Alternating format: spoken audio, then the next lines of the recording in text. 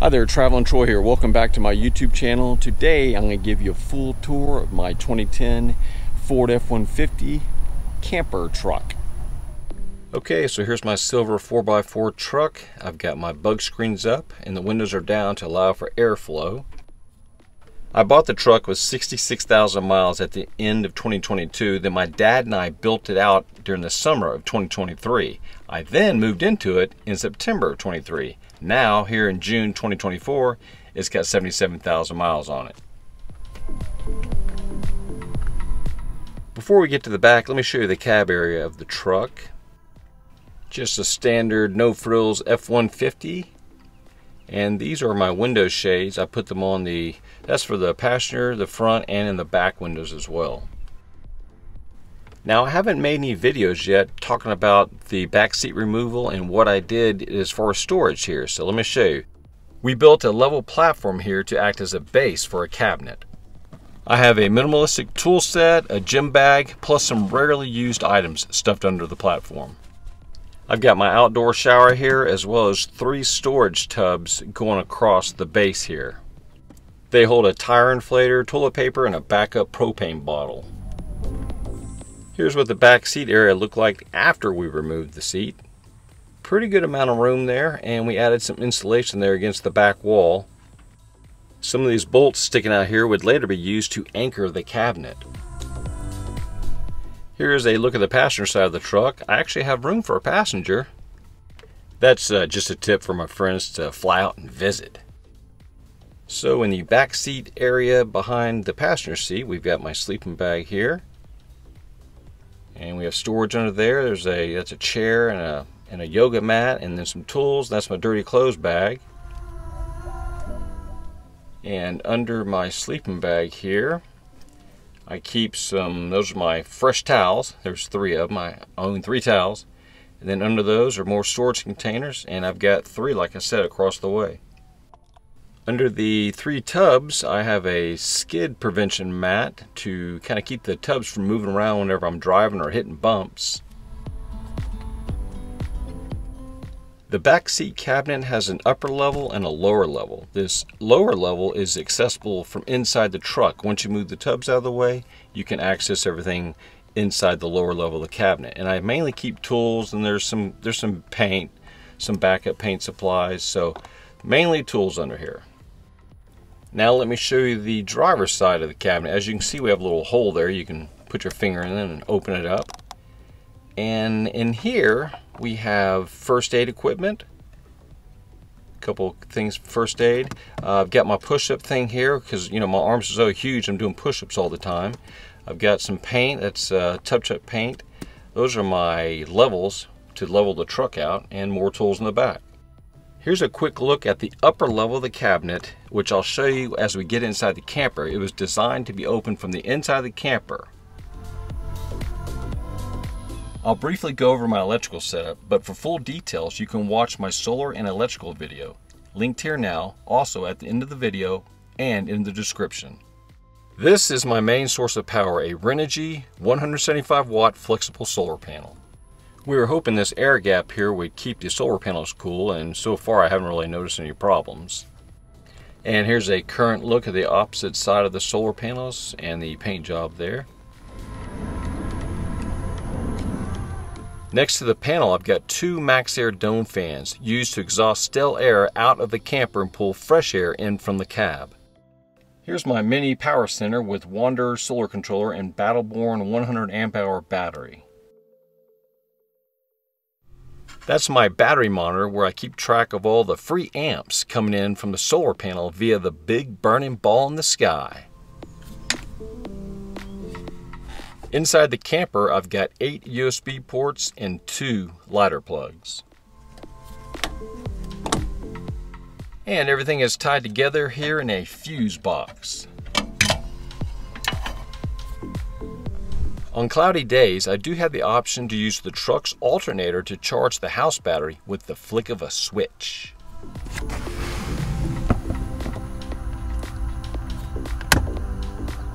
The wiring coming from the solar panel isn't hidden, but it sure was easy to run with the use of Velcro in the carpeted walls. Here I have the tailgate down, but the hatch still closed, which gives privacy and allows for good airflow.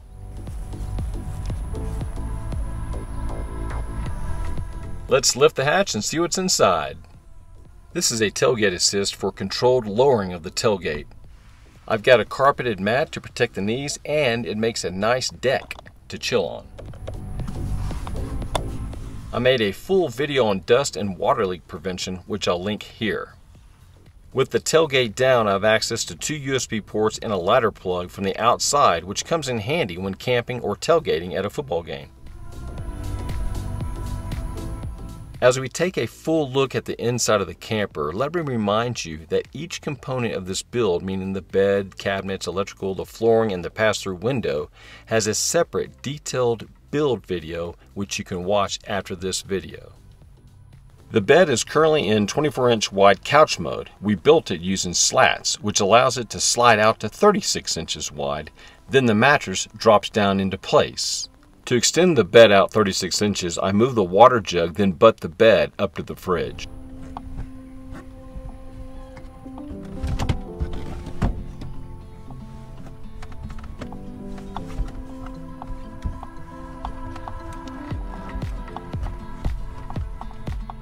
Here's a look at the couch converted to bed mode. Now I've got a luxurious 36-inch wide by 6-foot long bed to snooze on.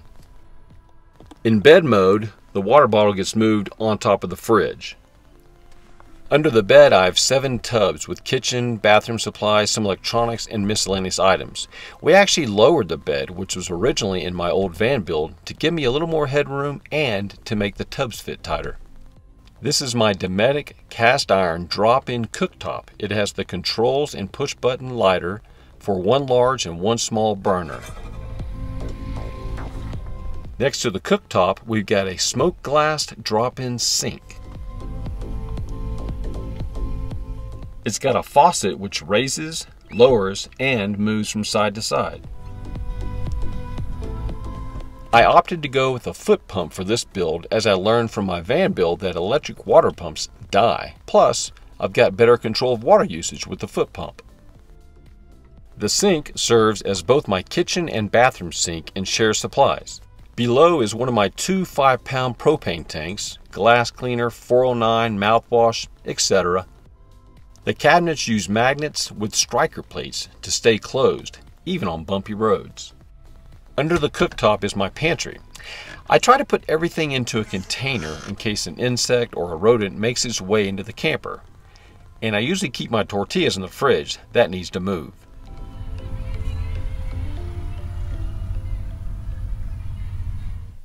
Okay, let's talk windows. In my camper, my topper here, I've got these windows here on both sides. They're about 5 feet long, and they're nice if you're out in the forest or the mountains or something and you don't mind your windows being wide open. You got great views. But I started out for about the first 9 months kind of urban camping. So I needed these things to be covered all the time, or I had to take the covers down, the shades down, and put them back up. I didn't want to do that. So what I did is I made shades, and this is for my back window, but this is an example. So my shades would go up against the window, and the Velcro sticks to the carpeted walls, and of course it covered the whole window on both sides. And they basically stayed there for 7-8 months until one day I decided to pull them down. I was going to change up and do something different. Well, at that point I discovered this. Unfortunately, condensation collected at the bottom of the window and created this mess.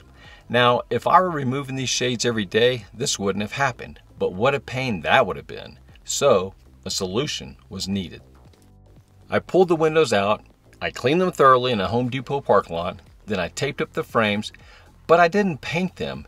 I used a product called Flex Seal Liquid. It's a liquid rubber in a can. It goes on like paint, then cures like rubber. Once cured, the plan was to cut out 4 small porthole windows, but I got busy, and currently I only have 1 porthole. Now I expect to cut the others out while on the road this summer. So this is the side where I painted on the Flex Seal. It doesn't look as good as the other side where I poured it on, but I tell you what, it has put a stop to the moisture issues. And this is my Velcroed on porthole window. And like I said, the plan is to make 2 windows per side.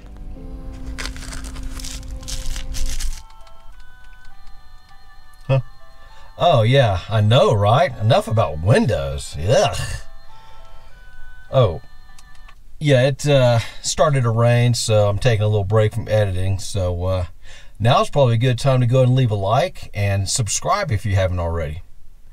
So anyways, back to the tour.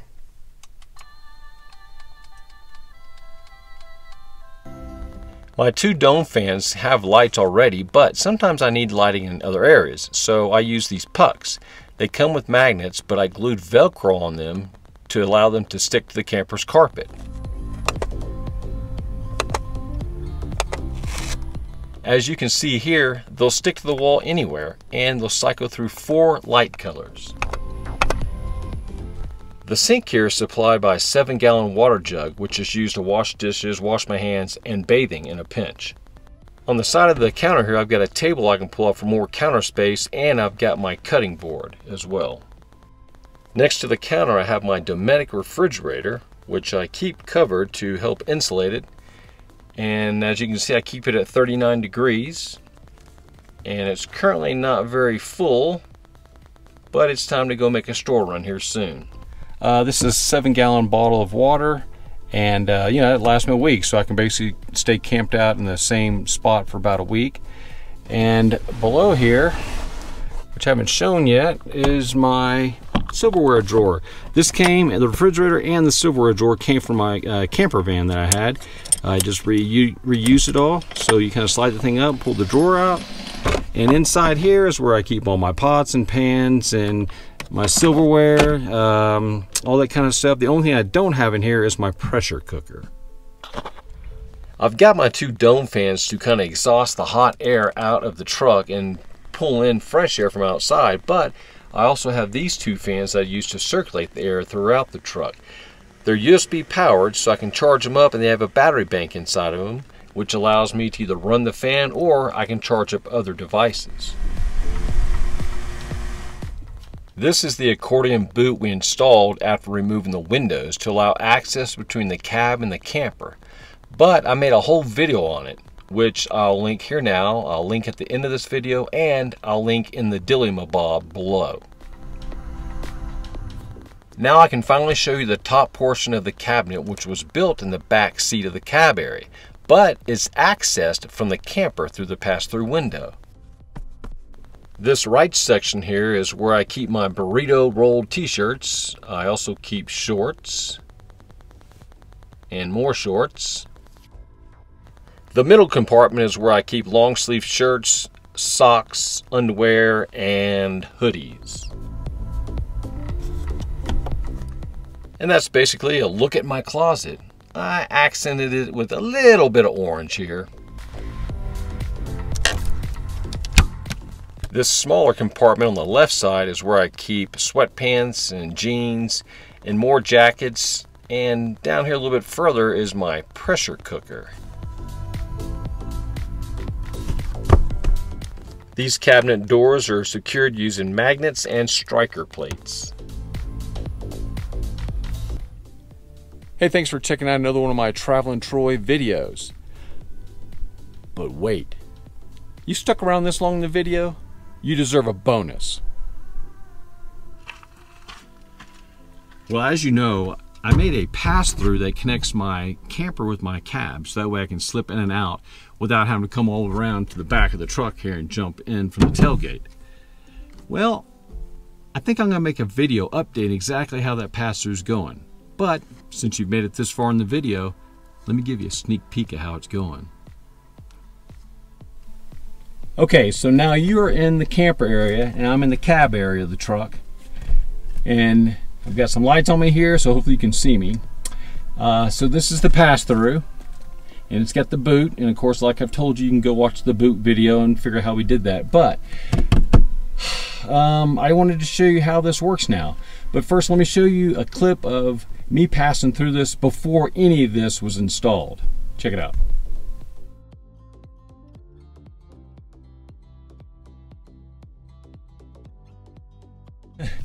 So yeah, that was easy, huh? There was nothing in here. It was easy to just pop back and forth. Well, now we've got this cabinet in here. We've got a refrigerator, we've got a bed, and we have a drop down to the floor. So it makes it a little difficult. And you know, it's not like I'm getting any younger here, so it's not exactly easy, but I wanted to show you, since you guys stuck around long enough, I wanted to show you what it's like me passing through that way and me coming back the other direction. So well, the good thing is this cabinet that we built, it's got a smooth surface. It's very sturdy because it, you know, it's got to be able to hold my weight, but it's smooth surface, so it allows me to kind of slide across. And we've got this carpet here, that a piece of carpet that I ran across here to help protect the boot. So when I do I try not to rub across, I kind of rub here or slide here on the cabinet and try to lift myself up over. But you know, just to protect it, we've got the carpet there to protect that. So I'm going to show you from start to finish how this looks. So I'm going to swing around in my chair. Okay, I always, when I get in the truck, I always take my shoes off and I leave them up here in the front. That way I don't track dirt and stuff into the back. So this is how I do it. I put my left leg up to give myself a boost. My right knee goes on to the console here. Then I swing my body up to the front, put my arms up here, so now I'm ready to kind of Superman dive through. And kind of flatten my belly onto the cabinet there, and I grab the refrigerator and the back of the truck here, and just kind of slide myself in onto my bed, pull my legs, and I'm back here now. So let me show you going the other way. Okay, so going the other way, kind of the same deal. I just kind of get my arms on top of the cabinet to brace myself. I get my knee as close as possible to the truck wall here. Then I usually fling my leg up on top of the refrigerator, and then my right hand, well, my belly first plops down onto the cabinet, and my right hand gets me a firm spot onto the console, so I can start sliding forward. Slide forward. I get my left knee onto the console, and then bring my other knee over, and then I just kind of sit in my seat. And that's it. You think you can do that every day, a couple times a day? It's not that hard, but I tell you what, it's way better than having to me, it's way better than having to go around and jump through and, you know, worry about the security of the back. My back stays locked all the time. So that was your bonus. I hope you enjoyed it. One last thing, it's my birthday weekend, and it's a big one. So I'm gonna go have some fun over the weekend, and then I'll be back to making new videos next week. Well, I really appreciate you all watching my videos, so have a nice weekend, and we'll see you soon.